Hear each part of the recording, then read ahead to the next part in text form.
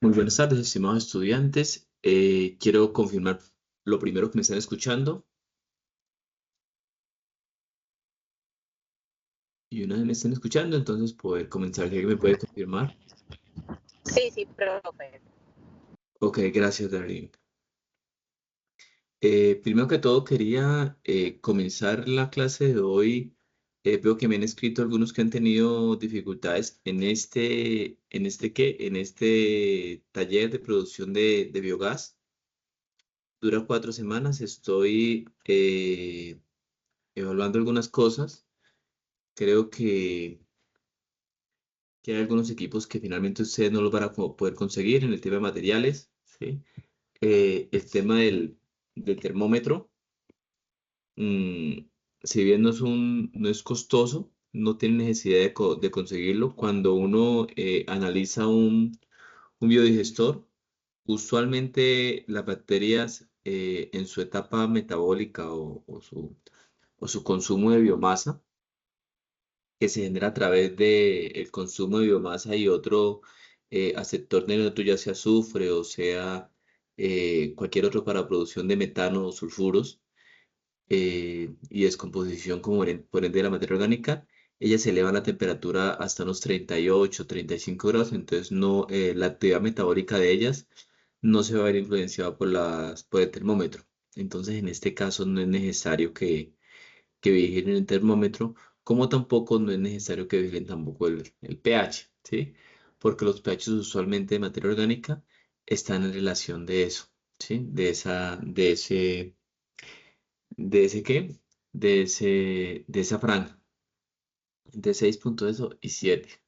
¿Listo? Entonces esos dos equipos como tal que están ahí, pues no lo necesitan. El tema de la balanza, pues es sencillo.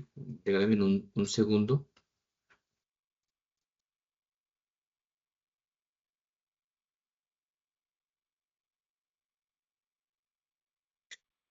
Tema de la balanza o pesaje, pues no es un tema de que tengas que comprar una balanza. Un segundo.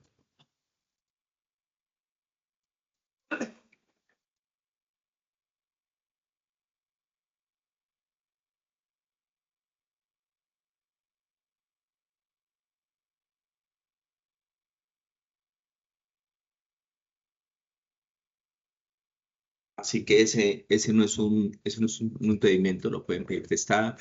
Solamente necesita para la primera parte. Entonces no veo inconvenientes en esa parte. ¿Listo? El tema de reactor, igual si quieren utilizar 2 kilogramos, si no yo les decía la vez pasada, pueden utilizar la mitad. Se les va a demorar un poco más. Lo que yo quiero es que tengan la experiencia. Parece complejo, pero no es un tema difícil. Si quieren, ustedes van a utilizar, mm, les recomiendo que utilicen cáscaras de huevo, que utilicen, bueno, materia orgánica que sale de la ESA. Eso sí, por favor, hagan la referenciación de qué residuos orgánicos van a utilizar. ¿Listo? Para poder hacerla. No me van contando si tienen algún problema. Sí me gustaría que comenzaran cuanto antes a desarrollarlo, preferiblemente en esta semana, porque si no después no les va a dar tiempo. Bueno, entonces comportamientos como por ejemplo si se genera olor, un olor diferente después de que se genere la descomposición. eh, El tema de olores va, si huele, digamos, a descomposición de huevo o algo así, azufre, es por ácido sulfúrico, por sulfuros que se están generando en el compuesto. Háganlo esta semana y me cuentan cómo les va. Bueno, y si ya miramos que siguen persistiendo los problemas y eso, pues intentamos solucionarlos en la próxima clase. Bueno, ese era como el preámbulo para la otra parte. La otra parte que me di cuenta es que muchas personas no pudieron presentarlo en grupo, sino que la gran mayoría lo presentó de manera individual. La idea era poder desarrollar esta primera actividad de la normatividad ¿en qué? En grupos. ¿Dónde está? No, aquí no están, eso es calificaciones. Aquí. Sin embargo, muchos los presentaron individuales. Si se dan cuenta, son bastantes. Me va a tocar entonces ponerme a revisar, así que va a ser un poco demorado y tedioso el tema ¿de qué? De entregarle rápido los resultados de las respuestas de las notas de ese primer taller. Por otra parte, pedirles que por favor cuando me escriban, escríbanme a por aquí, por Canvas, donde estoy. Escríbanme acá, yo aquí intento siempre mantener la bandeja vacía, entonces por favor si tienen algún inconveniente, me escriben por este medio. Bueno, ahora sí entrando en materia, entonces la clase pasada avanzamos en diferentes tipos de reciclaje, miramos un poco de todo el tema del PEGI, de cómo era la clasificación. Creo que llegamos a hablar de esta parte de reciclaje directo, reciclaje indirecto, de clasificación en origen o clasificación en plan de tratamiento.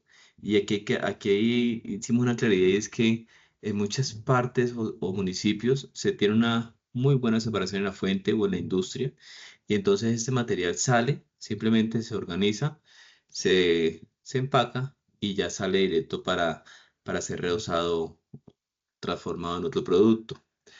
Y en otros casos, como en ciudades grandes, entonces lo que se hace es que existen plantas de triaje que lo que hacen es que hacen la separación y clasificación de esos residuos, ¿sí? Obviamente la eficiencia en el segundo no es tan alta. Estamos hablando de que el 100% de los residuos que llegan a una planta de tratamiento se aprovechan escasamente en el razón del 15, el 10, cuando son muy, muy eficientes y que siempre la separación en la fuente es la mejor opción para esta separación. Hablamos también de los tipos de separación, entonces hay separación neumática, cribados, separados inertes, separación magnéticas, corriente Lefault, que eran diferentes equipos que estaban instalados en una planta para la clasificación de residuos. Aquí en Colombia la llamamos ECA, que es una estación de clasificación y aprovechamiento.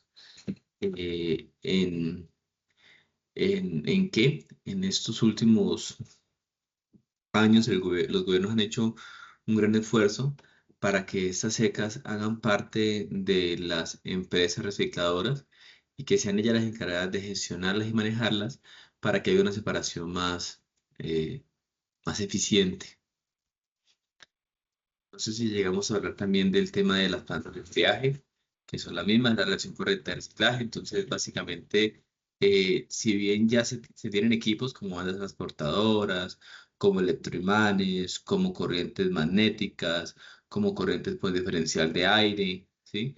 También existe la necesidad de tener operadores que que permitan abrir las bolsas para que las máquinas puedan hacer la separación, que permitan de pronto clasificar algunos residuos que son de fácil vistas, como botellas, como vidrio, ¿sí? Entonces esas las separan de una de las personas y abren obviamente las bolsas. Pero entonces hablamos que el éxito del aprovechamiento de residuos o de reciclaje va a depender en gran medida de mi materia prima, ¿sí? Si mi materia prima ni siquiera llega a una estación de clasificación, a una ECA o a una planta de triaje, sino que directamente va a un relleno sanitario o a o a un ¿qué? O a un incinerador, pues es muy difícil que se pueda recuperar, ¿sí? Y la idea es trabajar fuertemente para que esto no ocurra. ¿Y cómo esto no ocurre? Pues comenzando a trabajar y generando conciencia en las personas de que si tienen una botella, no la arrojen en la bolsa, por ejemplo, de residuos inservibles, sino que lleve a los aprovechables, que siempre existan en el hogar las tres canecas, la de orgánico, la bolsa de aprovechables y la bolsa de inservible, y que la gente comience a distinguir cuándo un material es inservible y cuándo no es inservible, ¿sí? Eso es un trabajo conjunto de las corporaciones, de las alcaldías, del gobierno, ¿sí? Para que se esté reiterando la separación en la fuente cada persona, ¿sí? Y esto no solamente como indicador hacia la parte ¿de qué? De a nivel de uso doméstico, sino también a nivel de uso industrial, ¿sí? Que las industrias también tengan esa conciencia. Y si bien si miramos las normatividades que las analizamos la clase pasada y ustedes las analizaron también, nos damos cuenta que la industria tiene bastantes apoyos en descuento ¿de qué? De IVA, en no pago de una u otros aranceles, con el fin de que hagan un reuso adecuado ¿de las qué? De sus residuos, ¿sí? Entonces vamos a ver un poco de cómo está el tema de residuos en Colombia y en el mundo, ¿sí? Entonces, 2 billones de pesos se pierden en Colombia por una cultura de reciclaje. Y no es poco, son 2 billones de pesos eh, a nivel anual. Entonces, no es poco. 1 millón de toneladas de plástico producen en solo un año el 7% del reciclaje, que tampoco es un dato pequeño, ¿sí? Y ahora vamos a ver cómo han aumentado los porcentajes. Entonces, si nos damos cuenta, desde 2012 al 2019 se aumentó el reciclaje en un 50%, no fue mucho. Del 2022 al 2025 se logró pasar de una franja de 12% en reciclaje a 19-20% que está en estos momentos. O sea que han habido iniciativas que han permitido que la cultura de reciclaje aumente, ¿sí? Encontramos ciudades como Bogotá, por ejemplo, que el 42%, 42,9% de los residuos se aprovechan en cuanto al tema de plásticos. Y ustedes van a decir, bueno, Bogotá está muy bien, pero no hay mucha separación en la fuente. Y lo que pasa es que en estos datos que se reportan están incluidos la parte industrial, ¿sí? Entonces vamos a encontrar que municipios como, bueno, ciudades como Bogotá tienen una industria grandísima, entonces eso hace que el aprovechamiento como tal sea alto, ¿sí?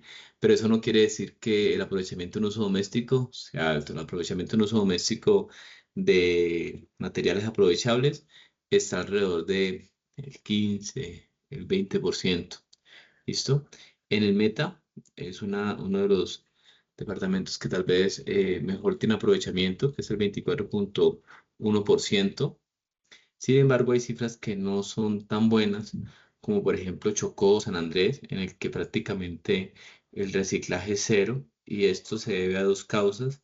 La primera, el tema del transporte para sacar esos residuos y estos materiales aprovechables, y la segunda es la falta de conciencia. Entonces, la gran mayoría de estos municipios o municipios pequeños de Colombia no tienen un PEGIR actualizado. Y si bien la norma le dice a los alcaldes que tienen que actualizar en el primer año y que tienen que amarrarlo al plan de desarrollo municipal y que tiene que estar amarrado al POT y que tienen que tener una respuesta con el plan de gestión de riesgo del municipio, l- la gran mayoría de municipios pequeños no tienen o tienen PEGRES totalmente desactualizados, en los cuales el frente de aprovechamiento y y el programa de reciclaje no es tenido en cuenta, ¿sí?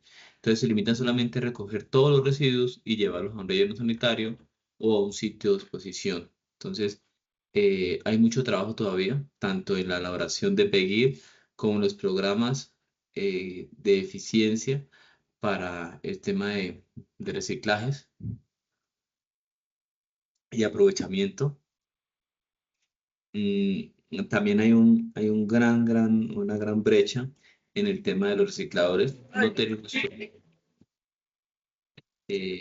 sí, ok, por favor, si quieren eso, me levanta la mano y yo con mucho gusto si tienen alguna duda, ¿listo? Y es el tema de los recicladores, ¿sí? Por más que se intente brindar que los recicladores tengan una dignificación en su trabajo, que se les pague un valor adecuado, aún es visto el reciclaje o a los recicladores como personas, como un trabajo no digno, ¿sí? Y esto hace obviamente que haya muy pocos recicladores, que en realidad hay 187 por cada 100.000 habitantes. Entonces, en temas, por ejemplo, como el Chocó solo hay 4, entonces estamos hablando de que hay brechas abismales en muchos municipios. Y esto es lo que se busca a partir de las iniciativas, es que se edifiquen, que se les dé una calidad de vida adecuada. Y ese es un trabajo que tiene que ir avanzando si queremos llegar a mejorar la parte de reciclaje. En cuanto al tema de reporte de estaciones de clasificación y aprovechamiento, entonces, si nos damos cuenta, en este caso sí han crecido mucho. Una estación de clasificación y aprovechamiento, la instalación son proyectos. Esos proyectos, en el año 2021 comenzó un proyecto que se denominó Basura Cero, y Basura Cero está amarrado a la economía circular. Entonces, todos los municipios, si necesitan carros recolectores, si necesitan instalación de ECAS, a través de sus diferentes empresas de reciclaje que tengan, entonces arman un proyecto, lo solicitan ante el gobierno y le dicen, venga, mi capacidad de aprovechamiento es de tanto, tengo tantos residuos que estoy generando y necesito una estación de clasificación y aprovechamiento. Esto ha crecido muchísimo. Si nos damos cuenta, en los últimos años hemos pasado del 2016 a tener 250, al 2021 o 22 tener 2.464. Entonces esto ha crecido mucho. Sin embargo, muchas de estas secas todavía no están en su máxima capacidad, porque la cantidad de residuos que llega es muy baja. Y llega muy baja porque sencillamente falta mucha educación en el tema de separación en la fuente. Entonces aquí hay un trabajo grandísimo, ya está la capacidad instalada en campo, y lo que no hay es una conciencia de las personas para hacer separación en la fuente.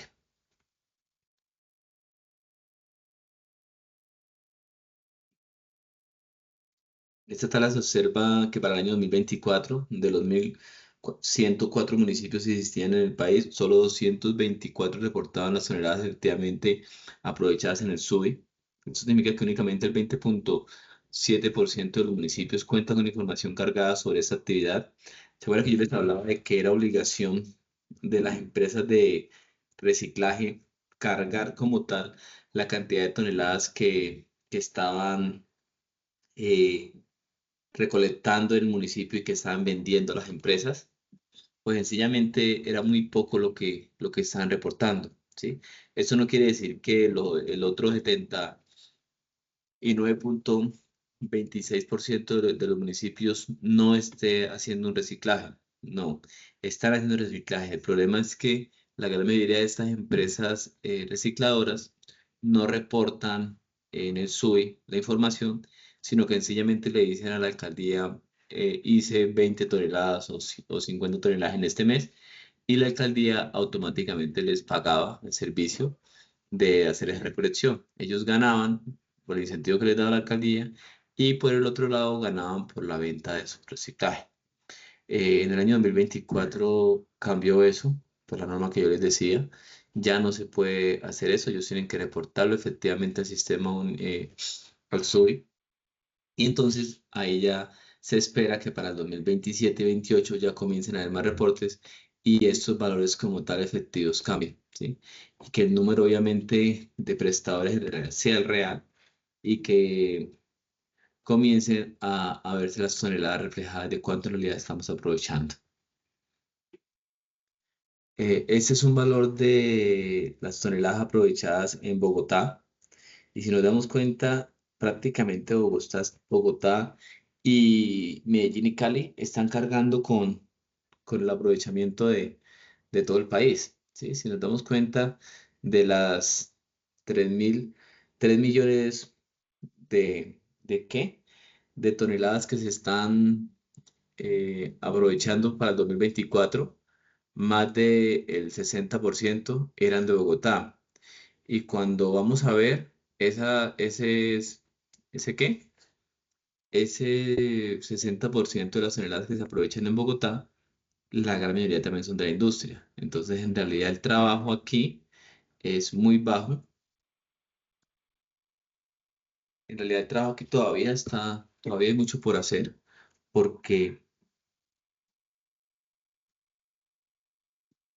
porque en realidad Bogotá, gran parte de esta parte de aquí, es de, ¿es de qué?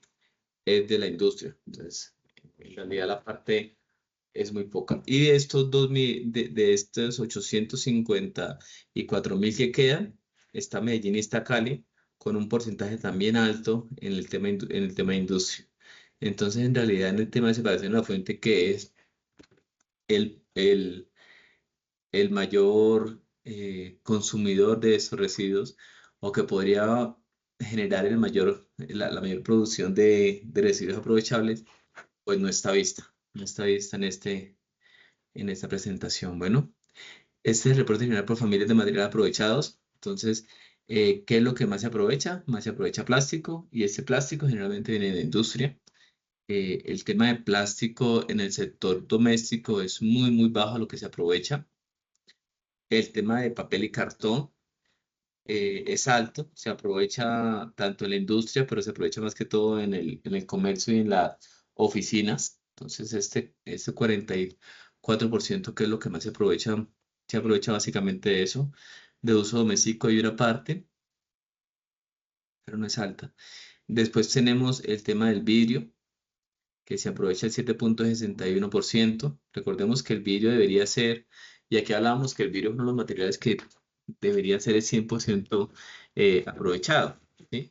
Y esto porque el vidrio se hace reuso directo. Ahora vamos a ver que él no tiene un reuso indirecto. Es básicamente, uno lo devuelve, la empresa recicladora lo hace un poco más pequeño, lo vende, la empresa ya de la industria se encarga de separarlo en colores y pulverizarlo para volver a hacer vidrio. Después lo otro lo derrite y vuelve a hacer vidrio. Entonces es muy rápido, debería ser el 100%. Y sin embargo acá estamos hablando del 7,61%. Las apuestas aquí obviamente para el 2030 es que este valor llegue al 17%. Estos son valores del SUI 2023, perdón. Esto ya aumentó, ahorita estamos más o menos en un 13%. Entonces se espera que se llegue a ese valor. En el tema de plásticos, el 40,08 se aprovechan, y el resto no es que el resto son muchos plásticos que tal vez no se pueden llegar a aprovechar, ¿sí? Por ejemplo, como el icopor, que si bien ahorita ya tiene una cadena de aprovechable, es muy costoso todavía su aprovechamiento, o como algunos otros plásticos que vamos a ver que no tienen como tal su aprovechamiento al 100%, no pueden ser reusados y se utilizan para otros fines, ¿sí? El tema de papel y cartón, sí, igual hay mucho papel y cartón que es usado, que es desechado y que tiene que ser inservible. Entonces no todo el papel y cartón puede ser aprovechado, pero digamos que los porcentajes en cuanto a cartón y papel pueden elevarse más o menos hasta 70%. Hay otros, como por ejemplo el tema de los metales, que es del 6,24, y este también se podría aprovechar mucho más, sobre todo el tema del aluminio, que lo vamos a ver. Hay otros como las maderas, que si bien es pequeño los que se aprovecha, también el uso es pequeño, y aparte de todo esto va destinado a estivas y a usos de la industria de construcción de sofás, y eso se me fue el nombre de esta industria. Entonces tiene una vida larga, entonces por eso no entra aquí como un porcentaje importante. Y finalmente hay otros que son muy, muy pequeñitos, como en el caso de los textiles.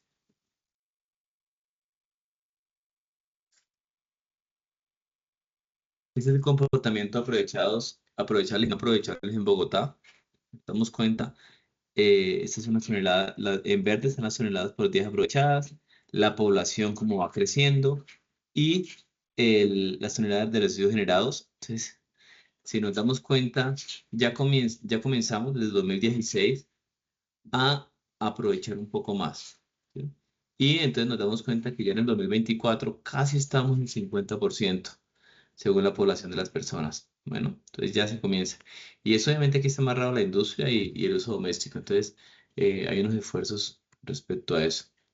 En 2025, Colombia experimentó un aumento en la tasa de aprovechamiento de residuos, alcanzando una estimación de entre el 23 y el 24%. A pesar de eso, la mayoría de los residuos siguen terminando en rellenos sanitarios, evidenciándose que, aunque ya se superó el promedio histórico cercano al 17%, aún persisten desafíos estructurales.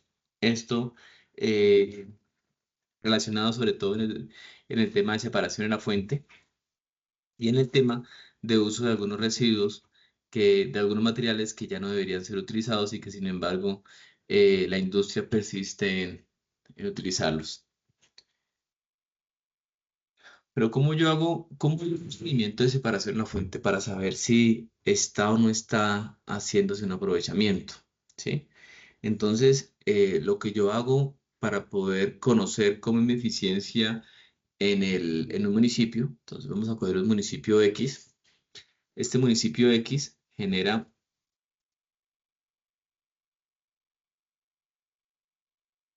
este municipio X, por ejemplo, genera 10 toneladas de aprovechables, genera 5 toneladas de orgánico y genera eh, 30 toneladas de inservibles, que deben ir de inservibles. Inservibles,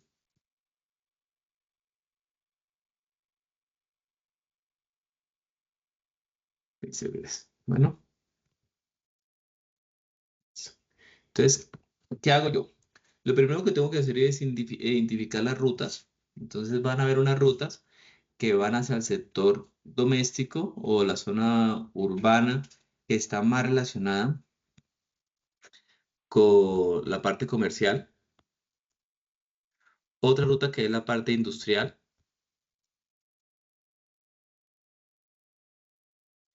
y otra ruta que es la de uso doméstico.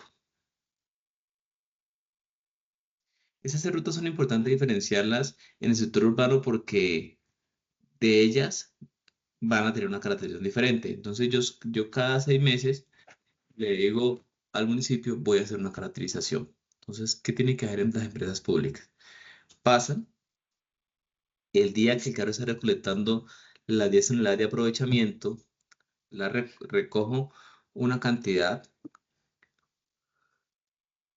según la normatividad está trazada en 100 kilogramos, es lo que se hace, lo llevo a un sitio adecuado, coloco un plástico o una parte donde yo pueda impermeabilizar el suelo y ahí riego los residuos, ¿sí? Ese pesaje que yo hice de los 100 kilogramos. Los riego y hago una mezcla adecuada de esos residuos. Después de hacer una mezcla adecuada, completa de esos residuos, entonces comienzo a separarlos. Comienzo a separar una parte en textiles, otra parte en vidrios, otra parte en plásticos, otra parte en metales, otra parte en papel cartón, otra parte en madera y follaje. Y en este caso, como estoy haciendo, digamos, esta primera de uso doméstico y estoy utilizando la de aprovechamiento, la ruta de aprovechamiento, entonces yo espero que ahí no vaya absolutamente nada de orgánico, ¿sí? Y que tampoco vayan inservibles, sino que son aprovechamiento, ¿sí? Entonces voy a encontrar un porcentaje aquí en el tema de textiles. Entonces aquí voy a encontrar que textiles hay un 5% y que vidrio hay un 10% y que plástico hay un 30%. ¿Cómo yo lo hago? Pues separando cada cosa y después entonces peso cada bolsa que me genera del tema de textiles, del tema de vidrios y con eso saco los porcentajes. Se espera que en esta bolsa, como es de aprovechamientos, no vayan inservibles, ¿sí? Sin embargo, en la gran mayoría de municipios va a encontrar unos inservibles. ¿No? Recordemos que hablábamos que las empresas recicladoras, el reciclador recoge, lo lleva a un centro de acopio, saca lo que él mira que eso y el resto lo devuelve otra vez al carro recolector. Esos son los inservibles, los que está volviendo. ¿Listo? Y yo calculo un porcentaje de esos inservibles, entonces el 20%. ¿Listo? Yo sé que como estoy trabajando con uso doméstico, ese 20% hace parte de reforzar iniciativas en casa para que no me agreguen ese 20% inservible en la bolsa de aprovechamientos, ¿sí? Entonces, ¿qué voy a encontrar aquí? De pronto comienzo a encontrar residuos que para la población o las personas piensan que se puede reciclar, pero que no tienen una línea directa de reciclaje, ¿sí? Por ejemplo, envases con comida, ¿sí? Que mucha gente piensa que pueden ser aprovechados y no necesariamente son aprovechados, ¿sí? Después de eso, entonces hago lo mismo, ya no para el, ya no para el uso, ya no para el qué, ya no para aprovechados, sino para lo orgánico. Y debería encontrar en esa parte, pues solo orgánicos, ¿no? Debería encontrar el 100% orgánicos. Si encuentro otro tipo de residuo, pues es porque todas las cosas no están tan bien, entonces tengo que reforzar ese tema. Pero me interesa, y mi interés grande, es el tema de inservibles, ¿sí?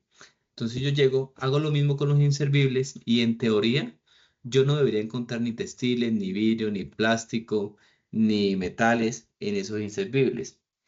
Pero usualmente los encuentra uno y los encuentra no en pequeñas proporciones, sino en muy altas proporciones. Entonces cuando uno hace la caracterización de los municipios en, ¿en qué? En el tema de inservibles, entonces uno encuentra que la gran mayoría de gente por desconocimiento, por pereza, por lo que sea. Entonces, por ejemplo, en las que nosotros hemos desarrollado, entonces encontramos que en el inservible de residuos orgánicos en porcentaje se eleva hasta el 40% de inservibles y la suma de todos estos llega hasta el 30%, ¿sí? Y el de inservibles es solamente el 30%. El resto de residuos o es orgánico o es qué, o es aprovechable, ¿sí? Entonces aquí, por ejemplo, en estos municipios uno tiene que identificar, por eso es importante hacerlo, porque entonces uno identifica los problemas que se encuentran en los residuos, ¿sí? Y comienza a generar estrategias para infundir en la comunidad de que hagan un mejor aprovechamiento. ¿Por qué? Porque si yo logro reducir ese 100% de inservibles a un 30%, pues estoy, primero que todo, pagando menos porque ese aprovechamiento, obviamente, por más que las empresas recicladoras en estos momentos aún no han recibido el pago que es, entonces estoy pagando menos porque ya no tengo que pagar los 80.000 de disposición en un relleno sanitario, sino que pago menos. Aparte, no tengo que transportarlos hasta el relleno sanitario, entonces estoy pagando menos.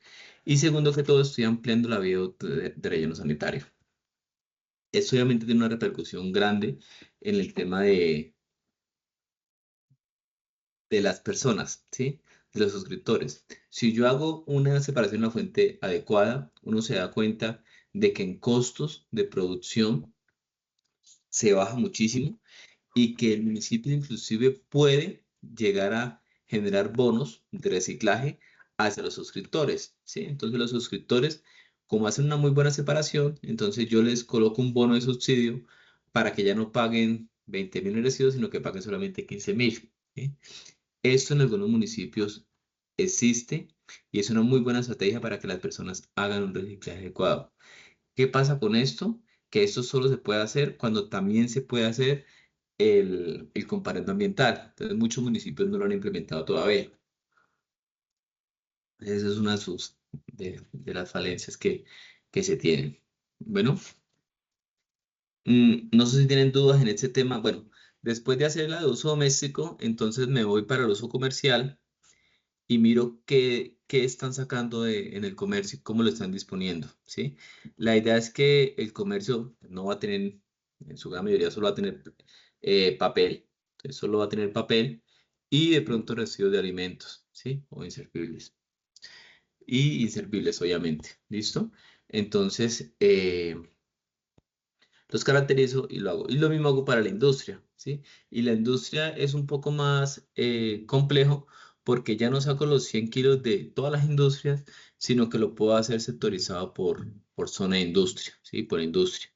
Y mirar cómo es la eficiencia de esa industria y poder entonces decirle a la industria, venga, trabajemos en conjunto para poder desarrollar mejores estrategias para Ese que usted haga un mejor aprovechamiento de sus residuos. Cuando no se tiene esto y no se tiene una separación en ese, entonces lo que yo hago, como en el caso, por ejemplo, lo que se hace, como en el caso, por ejemplo, de los residuos rurales, entonces, en el tema de residuos rurales, yo tengo que garantizar la recolección de inservibles en rurales, ¿sí? Y yo tengo que saber la meta de inservibles. Entonces, en el tema de rurales, yo lo que hago es que saco 100 kilogramos de los inservibles que ellos me entregan, ¿sí? Y hago la caracterización, ¿sí?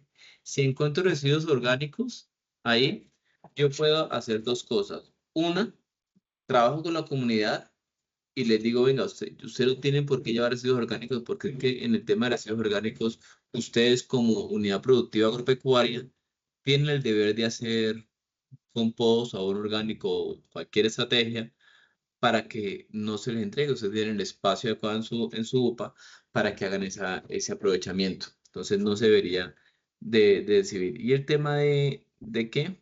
De aprovechables, pues pasa el carro de aprovechables cada 15 días de los recicladores para que ellos entreguen sus residuos. Entonces solo se hace inservible. Y aquí me permite hacer la caracterización de inservibles en la zona rural para mirar qué porcentajes ellos están lanzando y poder así mismo hacer la parte de aprovechamiento, ¿sí? Anualmente, lo que se hace en el casco, eso para el casco, para la parte rural. Para la parte urbana, anualmente, entonces, yo determino una zona, ¿sí? Entonces, una, ¿una qué? Una zona y cojo solamente los inservibles. Eso lo hago anualmente. Y cojo solamente los inservibles. ¿Sí?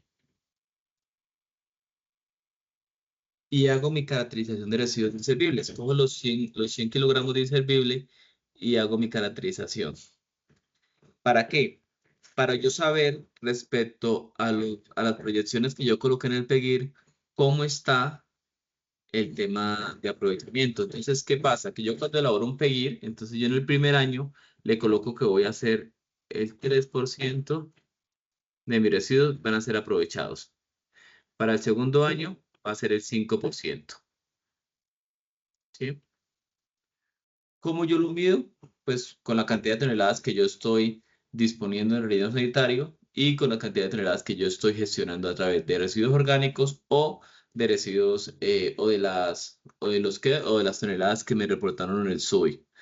Antes lo podía hacer sin el reporte, ahora me toca hacerlo por el SUI. Entonces ahora ya este 5% es real como tal, ¿sí?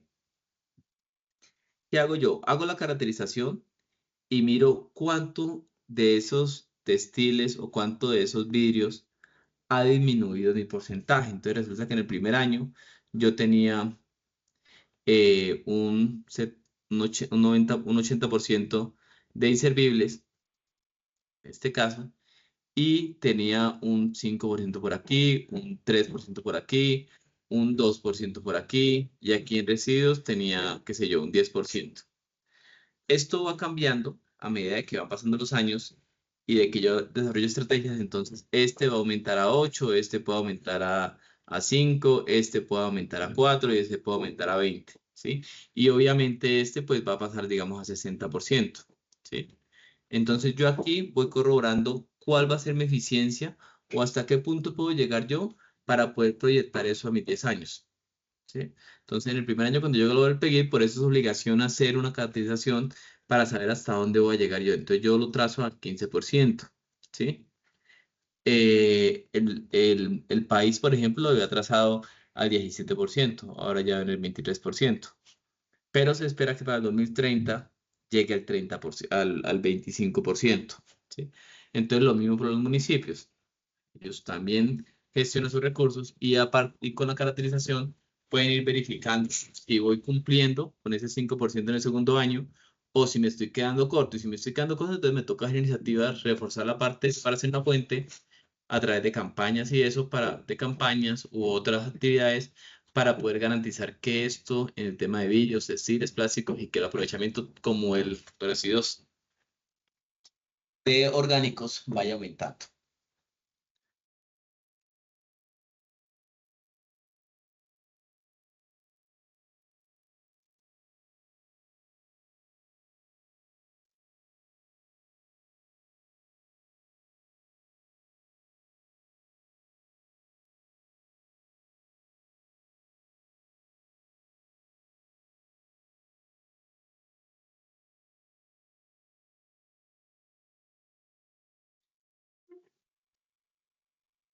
Esta es una caracterización típica de lo que encontramos en un municipio, sin contar el tema de residuos, de residuos inservibles. Esta es lo que se podría llegar a tener en una de uso doméstico. Entonces, básicamente, esto sería el equivalente de lo que se produce en la casa. El 63% casi son residuos de comida, el 10% son latas, envases y demás, el 12% es vidrio, 1% es cuero, es plástico. Eso es una caracterización común de un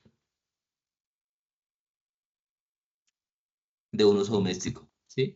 Y se espera que solo lleguemos a disponer de un relleno sanitario, en el mejor de los casos, el 6%. Bueno, en la actualidad, debido a la alta generación de residuos por parte del ser humano, es necesario contar con organismos y empresas que se dedican específicamente a hacer el tratamiento, el reciclaje, no solamente de los residuos que pueden ser aprovechados, sino de otros tipos de residuos, ¿sí? Como son, por ejemplo, residuos peligrosos, como son residuos ¿de qué? De envases de agroquímicos, como son residuos de pilas, como son residuos ¿de qué? De voluminosos, ¿sí? Y estos como tal, cada uno de ellos tiene unos gestores, que creo que ya lo miramos en la parte del programa 9 de UNPEGIR. Entonces, cada uno tiene un gestor, cada uno de los programas tiene un gestor. Entonces, en la parte de residuos peligrosos para hospitales y para toda la parte de veterinarios y eso, tienen un gestor. Ese gestor puede ser privado, puede ser público. eh, y ese lo que hace es que hace la recolección de residuos, garantiza cuántas toneladas ha dispuesto ese hospital o esa empresa como tal de residuos peligrosos. Estos residuos peligrosos son llevados a sitios de incineradores y bajo un extremo cuidado son inhabilitados y después incinerados. En el tema de los residuos de construcción y demolición, pues también son gestores. Ellos los recogen, los llevan a los sitios, sacan el material como el hierro, el cemento, el ladrillo, todo lo que les sirve, y vuelven a incorporarlo al sistema de la construcción. ¿Listo? En el tema de residuos voluminosos, entonces también hay un gestor diferenciado que se encarga de recoger estos residuos voluminosos. Usted como suscriptor que va a entregar un colchón o va a entregar eso, entonces paga por la gestión adecuada de estos residuos. Y lo que se hace es que ellos sacan los materiales que sirven, como textiles, como algodón, como hierro, en el caso de soluciones resortados, y lo llevan otra vez a uso, ¿sí? La gran mayoría de personas en Colombia no saben qué hacer con esto y creen que la fácil es tirarlo a la calle o cerca de un río. Y esto obviamente tiene multas y tiene comparendos ambientales. Entonces hay que saber que si uno vive en un municipio y va a disponer un colchón o algo, entonces llamar a las empresas públicas, solicitar cuál es el gestor que se encarga de la recolección ¿qué? Bueno, ya sea de ese material, perdón, de ese residuo, para que ellos se encarguen de llevarlo y uno se encargaría de pagar la gestión de esta desmantelación. Hay otro que es la parte de residuos de agroquímicos.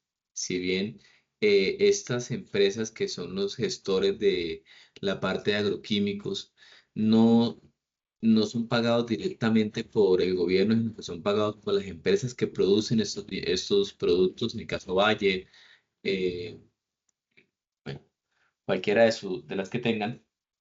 Ellos lo que se encargan es de, igual, llaman a empresas públicas, dicen yo tengo una unidad productiva agropecuaria, voy a generar tanta cantidad de envases y necesito que vengan y lo recojan. Entonces ellos le dan el número, se comunican y esas personas lo que hacen, esos gestores lo que hacen es que hacen jornadas y concientización para que uno los almacene y después los entregue el día que ellos pasen recogiéndolos. Ellos que se encargan, ellos se encargan de llevarlos y hacer reuso en algunos casos, o si no, entonces desmantelarlos y hacerles un cambio. En este caso, por ejemplo, de residuos de agroquímicos, la gran mayoría son aprovechados para volver a hacer otros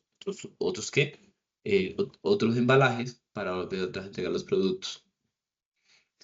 En el caso de las pilas y eléctricos, igual que baterías, hay un programa, que también son programas público-privados, muchos de ellos dependen como tal de un apoyo del gobierno, pero en su gran mayoría son pagados por la misma industria que se encarga de venderlos, y ellos también hacen jornadas para la entrega de estos equipos, que eso ya lo hemos hablado, ¿no es cierto?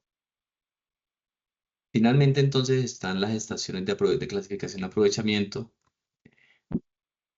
Estas estaciones de clasificación y aprovechamiento pues tienen como tal diferentes normatividades, soportes en cuanto a su operación y en cuanto al uso de diferentes equipos. ¿Sí? Ellos tienen que cumplir como tal con sus iniciativas.